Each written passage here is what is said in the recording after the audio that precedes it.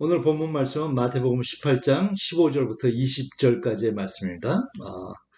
제가 읽겠습니다. 내 형제가 죄를 범하거든 가서 너와 그 사람과만 상대하여 공부하라. 만일 들으면 내가 네 형제를 얻은 것이요 만일 듣지 않거든 한두 사람을 데리고 가서 두세 증인의 입으로 말마다 확정하게 하라. 만일 그들의 말도 듣지 않거든 교회의 말하고 교회의 말도 듣지 않거든 이방인과 세리와 같이 여기라. 진실로 너에게 이르노니 무엇이든지 너희가 땅에서 매면 하늘에서도 매일 것이요 무엇이든지 땅에서 풀면 하늘에서도 풀리리라. 진실로 다시 너희에게 이르노니 너희 중에 두 사람이 땅에서 합심하여 무엇이든지 구하면 하늘에 계신 내 아버지께서 그들을 위하여 이루게 하시리라. 두세 사람이 내 이름으로 모인 곳에는 나도 그들 중에 있느니라. 아멘.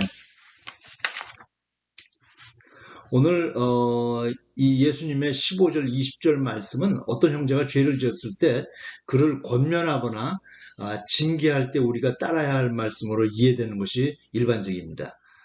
그런데 18장 전체의 맥락을 따라보면 예수님 마음의 초점은 다른 데 있는 것을 알게 됩니다. 그 예수님의 마음을 따라가 보겠습니다. 첫째, 제자들은 천국에서 큰 사람이 되는 것에 관심이 있었습니다. 누가 크냐는 거죠. 그래서 그런 큰 사람이 되고 싶다는 거죠. 그런데 예수님은 어린아이와 같이 작은 사람이 되어야 천국에서 큰 사람이라고 말씀하셨습니다. 그게 1절부터 4절까지의 말씀입니다. 근데 그 작은 자가 얼마나 소중하냐면 그를 영접하면 예수님을 영접하는 것이라고 하실 정도입니다. 5절 말씀입니다. 또 그 작은 자를 만약에 실족하게 하면 연자맷돌 달고 깊은 바다에 빠져야 할 벌보다도 더 중한 잘못이다라고 말씀하는 것입니다. 만약에 내 손이, 내 발이, 내 눈이 그런 죄를 범하게 하거든 손, 발을 자르고 눈을 빼어버려서 그 작은 자를 지키라고 하십니다. 얼마나 그 작은 자를 소중하게 여기고 돌봐야 된다고 말씀하시는 건지 모릅니다. 업신여기지 말라고 하십니다. 하나님께서 그들을 지키시는 자들이기 때문이라고 말씀하십니다. 그 10절에 그런 말씀이 있습니다. 심지어 100마리 양 중에서 그 작은 양 한 마리를 잃어버리면 99마리 양을 내버려 두고 그 한 마리를 찾아 나서는 마음이 하나님의 마음이다라고 말씀하시는 것입니다. 그게 12절부터 14절까지의 말씀이었습니다. 다시 말해서 예수님의 마음의 초점은 그 작은 한 사람을 찾아 살리는 것에 있는 것입니다. 여태까지는 그 작은 자가 크지 않아도 위대한 사람이 아니더라도 돌보고 찾아보고 심지어 사랑할 정도까지 되는 그럴 만한 사람이야. 그럴 만한 그냥 좋은 사람인 것으로 이해됩니다.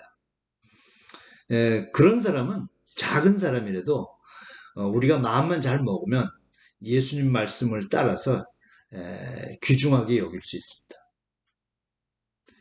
그런데 오늘 예수님은 우리에게 만약에 그런 사람들이 죄를 지었다면 어떻게 할 거냐? 그걸 물어보시는 것입니다. 그게 15절입니다. 성경의 원어는 나에게 죄를 지은 형제라고 했습니다. 뭐 다른 사람에게 죄를 지은 것도 아니면 나에게 죄를 지은 사람 그 형제를 어떻게 할 거냐? 어린아이와 같은 그런 그 작은 자가 나에게 좋은 일을 하고 좋은 것을 주고 또 사이 좋을 때는 나도 예수님 말씀처럼 잘 돌보고 사랑할 수 있습니다. 그런데 나에게 잘못했어요. 나에게 손해를 끼쳤어요. 내 마음을 상하게 했어요. 나한테 죄를 저질렀을 때는 그 사람 미흡습니다. 때려주고 싶습니다. 벌 주고 싶어요. 심지어 죽이고 싶기까지도 할 수 있습니다. 그럴 때 어떻게 할래? 하고 예수님은 우리에게 말씀하시는 것입니다. 예수님의 본문 말씀은 첫째, 가라는 것입니다. 가서 그 사람한테 가서 그의 잘못을 깨닫도록 말로 권해보라는 것입니다. 그를 나에게 부르지 말고 내가 그에게 가라는 것입니다. 세상은 잘못한 사람이 불려다닙니다. 잘못하고 죄를 지으면요. 경찰에서 검찰에서 오라고 그러고 법원에서 오라고 합니다. 그가 그 자신을 변호하고 변명해야 됩니다. 그런데 예수님은 잘못한 그에게 그 집에 찾아가라고 하는 것입니다. 우리 보고 찾아가라고 하는 것입니다. 잘못한 것은 그 사람인데 우리는 다 그 사람을 꾸짖을 말이 다 비난할 말이 다 준비되어 있어요. 다 뭐 저절로 다 있어요. 그런데 예수님은 꾸짖는 말이요 비난한 말이 아니라 그가 알아서 깨달을 수 있도록 그렇게 권고하라고 하는 것입니다. 입장이 거꾸로 됐어요. 속 터질 일입니다. 잘못한 사람에게 내가 가서 공손히 좀 이해해 주십시오 하고 비는 꼴이라는 거예요. 만일 그가 우리 말을 들으면, 내 말을 들으면 그 사람을 얻은 것이라고 하시는 것입니다. 잃었다가 찾은 것입니다. 그 사람이 돌아선 것입니다. 그 사람이 회개입니다. 변하는 것입니다. 더 중요한 변화가 숨어 있습니다. 그를 나에게 오라고 부르지 않고 내가 그에게 걸어서 가면 그가 사는 동네를 걸어보게 됩니다. 큰 길도 걷고 골목길도 걷고 걸어보게 됩니다. 그 집 부근의 분위기를 느끼게 됩니다. 그리고 그가 사는 형편이 어떤지도 좀 알게 되고 내 가슴에 뭔가 느끼게 됩니다. 그리고 그의 가족, 그의 식구들도 또 그 가정의 분위기도 느끼게 됩니다. 그러면 내 마음이 좀 달라집니다. 그리고 그에게 차분히 말하기 시작하면 내 속에 가득했던 비난 또는 벌 주고 싶은 말이 나오는 게 아니라 생각지도 못했던 이해하는 말, 공감하는 말, 또 희망의 말이 좀 나오기도 하는 것입니다. 내 마음이 이해와 용납으로 변하기도 하는 것입니다. 가보면 달라집니다. 예수님도 하늘로 우리를 부르시지 않고 우리 자리로 이 땅으로 오셨습니다. 그게 빌립보서 2장 5절부터 8절까지의 말씀입니다. 예수님은 이 말씀을 듣는 제자들의 생각이 큰 사람에서 작은 사람으로 변화되기를, 옮겨지기를 원하는 것입니다. 예수님은 우리에게도 똑같은 마음이십니다. 마음의 초점이 변화되는 것이죠. 물론 그 사람이 듣지 않을 수도 있습니다. 우리 말을 듣지 않을 수도 있습니다. 그러면 한두 사람을 더 데리고 가서 또 가라고 하시는 것입니다. 그게 16절입니다.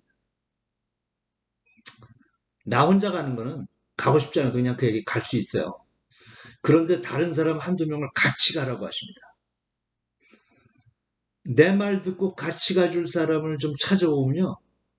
이런 일에 선뜻 나서 줄 사람이 잘 생각 안 납니다.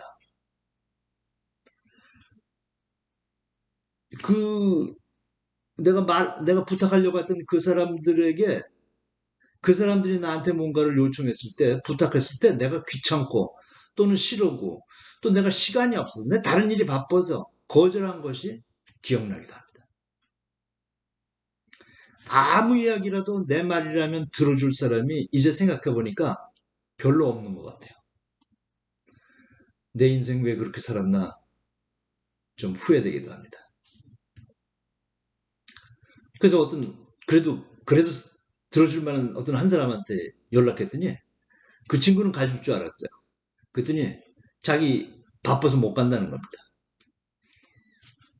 그 기대가 틀어지면 마음이 좀 상합니다.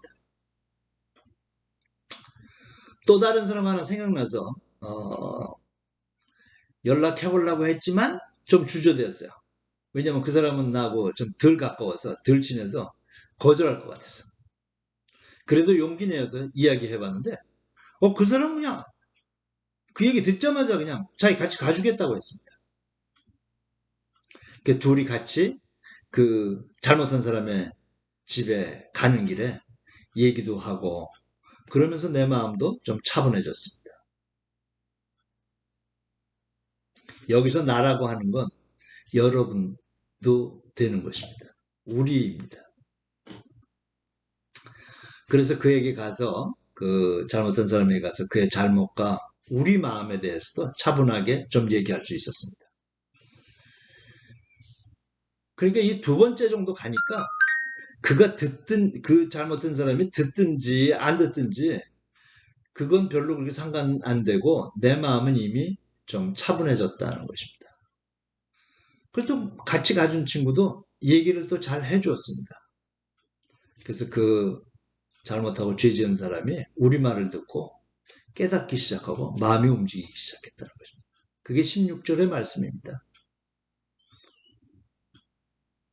그러면 그 사람을 얻은 것입니다.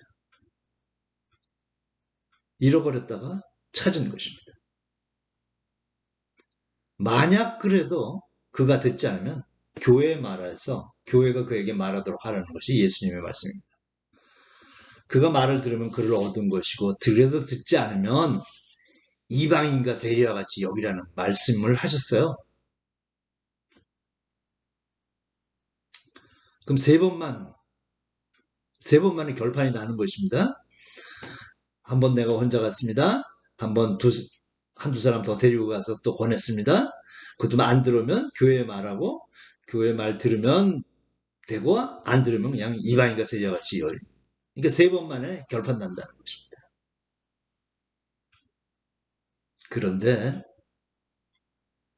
그런데 내가 두 번이라도 가고 세 번이라도 가고 하면 이 예수님의 말씀이 다르게 들리는 것입니다.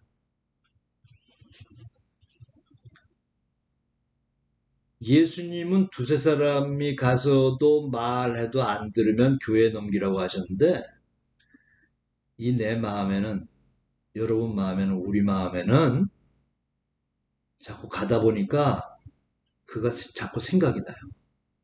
교회 말하기 전에 다시 또 한번 가볼 마음이 생겨요. 그러고 싶어요. 그러니까 가니까 좀 더 차분하고 안정된 마음으로 그 목소리도 좀 낮춰서 조용히 그 친구 마음을 안 상하게 그렇게 얘기할 수 있게 된다는 거죠. 그러면 그 와중에 그 사람이 우리 말을 듣고 변화되기 시작한다는 것입니다. 만일 그래도 말을 안 들어요. 그래도 우리 마음에 그를 또 찾아가고 싶은 마음이 생긴다는 것입니다. 왜 그런 마음 생기는지 모릅니다. 왜 우리가 그렇게 변했는지 우리도 모른다고요. 그런데 예수님 말씀대로 하니까 예수님이 말로 표현되지 않았던 그 예수님의 속마음을 우리의 속마음이 느끼고 그렇게 하게 된다는 것입니다. 예수님 마음이 이해가 되는 것입니다. 잘못하고 죄진 사람을 올바르게 권징하라 이렇게 말씀만 하는 건 아닙니다. 그 한 사람을 3번, 4번, 5번, 6번, 7번 그 한 사람을 끝까지 가서 찾아오고 권하여 돌아서게 하라는 것입니다. 그래서 예수님의 그 다음 말씀이 이해됐습니다. 베드로하고 대화하신 그 말씀이 이해됐다는 것입니다. 베드로가 묻기를 내게 죄진 형제를 몇 번이나 용서하여 주리까? 7번씩이나 하면 되겠지요? 하고 물어봤습니다. 그때 예수님이 대답했습니다. 70번씩 7번이라도 할지니라. 이 얘기는 예수님이 490번 용서하면 된다는 말씀이 아니라 끝이 없이 용서해야 한다는 말씀입니다. 말하자면 예수님은 그 죄진 사람을 그 잘못해서 상심하고 있는 그 사람을 끝없이 찾아간다는 말씀. 이게 사람과 죄인을 살리는 구원입니다. 예수님은 제자들이 또 우리가 그 사람을 찾아 살리는 그 사역에 같이 가기를 그렇게 동역하기를 원하셔서 오늘 우리에게 이 말씀을 하시는 것입니다. 여러분 모두가 그런 사람이 되시기를 축원합니다. 아멘.